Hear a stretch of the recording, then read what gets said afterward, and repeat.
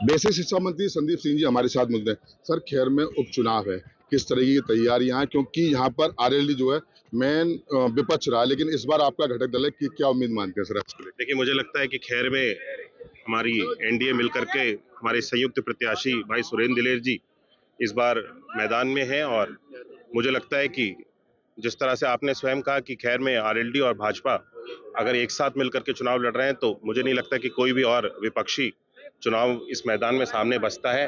मुझे पूर्ण विश्वास है कि जिस तरह से खैर की सम्मानित जनता ने अनूप जी को यहाँ से दो बार 70,000 से भी अधिक मतों से जिता करके भेजा है, इस बार उस नंबर को हम सब लोग क्रॉस करेंगे और अधिक मतों से यहाँ से भाई सुरेंद्र दिलेर जी जीत करके जाएंगे और मुझे विश्वास है कि वो यहाँ से विधायक बन करके भारतीय जनता पार्टी और आरएलडी हमारे संयुक्त इस चुनाव में विधायक बनेंगे और यहाँ की जनता की, खैर की जनता की, जिस तरह से उनका परिवार सेवा में समर्पित रहा है, उनके पिताजी, उनके बाबाजी सेवा में समर्पित रहे, जन समाज के लिए पूरी तरह से जिस तरह से उन्होंने कार्य किया, सांसद रह करके चाहे विधायक रह करके, उन्हीं की कार्यों को हमारे सुरेंद्र दिलेर जी भी आगे बढ़ाएंगे।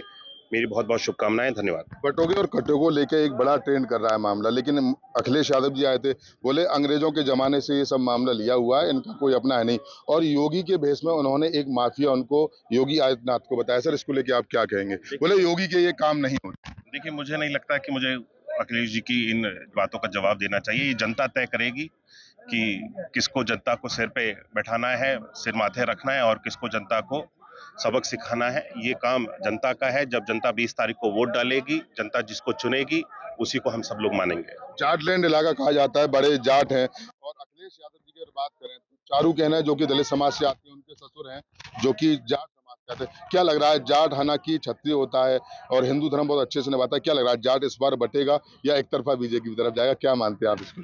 देखिए, मुझे लगता है शायद पिछली बार इन्होंने ही चुनाव ये बसपा से लड़ रहे थे और इस बार सपा से चुनाव लड़ रहे हैं। मुझे नहीं लगता कि विचारधारा का कोई भी यहाँ पर हम सब लोगों को देखने को मिल रही है। जब किसी व्यक्ति के पास कोई विचारधारा नहीं है, किस विचारधारा के साथ कार्य करना है, जहां से अवसर मिले वहां से केवल और केवल अगर राजनीतिक पद पाने के लिए राजनीति करेंगे तो मुझे नहीं लगता कि जनता समझती है, सारी चीजों को देखती है।